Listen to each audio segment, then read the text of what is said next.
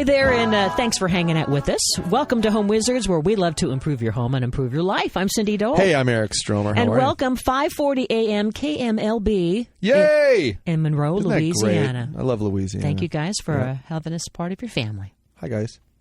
So listen, I'm walking out of my front door the other morning, and guess what I saw? A geyser of water just literally shooting straight out my front door, well, like 5 feet from my front door. It literally looked like poltergeists were in my yard, right? So basically what I realized was that my huge tree in the front yard the roots had kind of overtaken the area that was where my water main went from the street to my house, my main water supply that goes into the house. And conceptually, here's how it works. The city gets water to your land in the street, right? And then from the street to your home, you're responsible for that pipe, which is called the water main, that feeds you the water that goes into your home that you use every day, right? Mm-hmm. So when that goes down and it's leaking, not only are you wasting a tremendous amount of water, which I think I was doing because it was leaking underground first. It was a small hole caused by the roots bending this copper pipe. And then it ultimately got a little larger. And then as I was trying to cut away all that root system, guess what I did?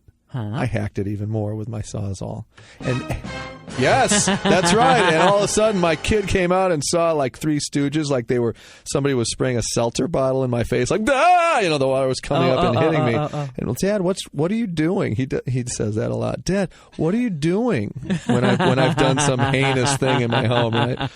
So what you need to know is, number one, there is a water key shut-off valve at the street, okay? And this is something that homeowners may or may not know, but I want you to learn this and understand this. Usually at the street where the water comes from the city to the home, you'll see a cement box with a little hatch in the ground, right? You open that up and you'll see a water meter, and then there's a key, literally like a lever that can be shut down, right? So in the event of a natural disaster, or if you have a leak like I did, you have to be able to shut that off at the street. And the way you shut it off is with a T-handled key. Basically, it's a thing that's about 4 feet tall. It's got a T handle on it, right? Mm-hmm. And it's just a piece of metal, and then it's got a little thing at the very end of it that fits into like that a little key. A little fork, essentially, right? Uh-huh. And you have to turn that so that that valve is going perpendicular to the flow of that pipe, right? So did you turn it clockwise or counterclockwise? It doesn't matter. It can go either way, but you want to make sure when it's on, it's going to be in line with the direction of the pipe. And is this a tool that you keep in your toolbox? This is a tool that everybody should have, and pretty much no one has it. And what's it called again? It's a water shutoff valve key. They call it a key, right? A key. And so walk into any hardware store and say, I need to shut off my water at the street. Can you give me that T-handled device that shuts that down? And people will sell that to you. They sell them in shorter lengths at the big box stores. They're about 2 feet. Personally, I don't think that's big enough because there's not enough leverage. You need the long one that's waist height. So this is different than the tool you have to shut off the water that's right by your home. You're talking about no. This is a big, huge piece of metal pipe with a T on the end of it. Who's going to buy that? No one, and that's what I want you to buy. Everyone needs to go get one of these. So we buy that, and where was your water main? Where was that little box? How did you find? So it's at the street. But where? Usually, like how far away? Right at the end of my lot. It'll usually be on city property. Because for us, ours is all the way down the street. Right. Like about 2 houses. Interesting. Yeah, because you live in a hillside area. We live in a hilly area on a dead-end street. And so literally we've got to go all the way down there. And it isn't all the way down there, but you know what I'm saying. No, it's pretty far from your property. You have to know what you're doing. You really do. I want you to really understand that, in the event of natural disaster, you have to be able to turn off your hot water heater, your gas line, and then your water supply, because that really is a place where you can get into trouble. So, having said that, why did you want to shut off your water main? Because it was spraying water about 8 feet into the air. But is it shutting off water to everybody else? Yes, it is. And it was precisely at the time when my mother-in-law came from Indianapolis to stay with us. And she couldn't shower for 2 days. But is it shutting off water? Perfect. Thank you, mother-in-law. Yeah, thank you. Wait a minute. Love me even more. That wasn't planned, right? Well, some say maybe. Some say.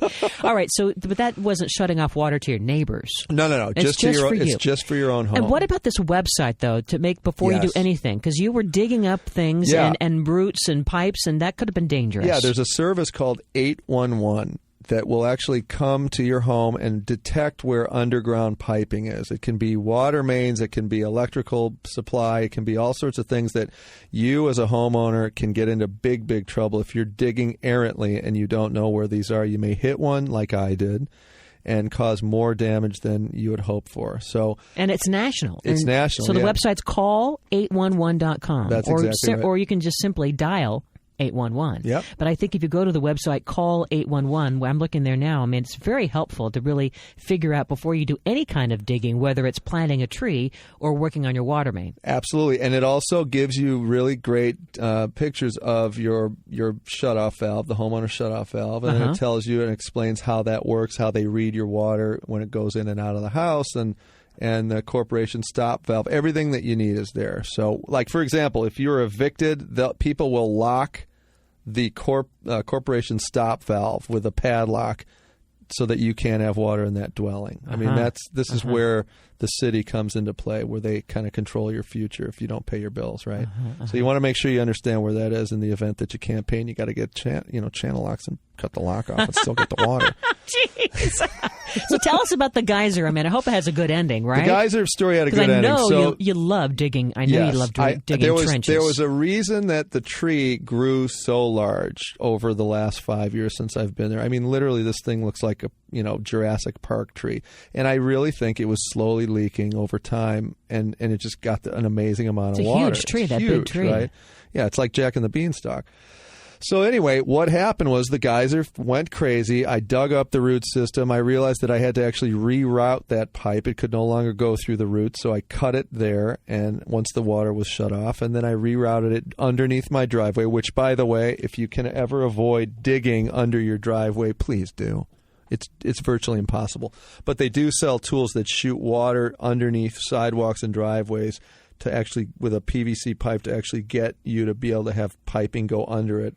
It basically water blasts dirt out of the way. So we can hire someone to do this, can't we? You can, but I didn't, and I trenched for days on end, and I've, And how much, if we wanted to hire someone, this would be what? This would be about, $3,000. I would say goodness. $3,500.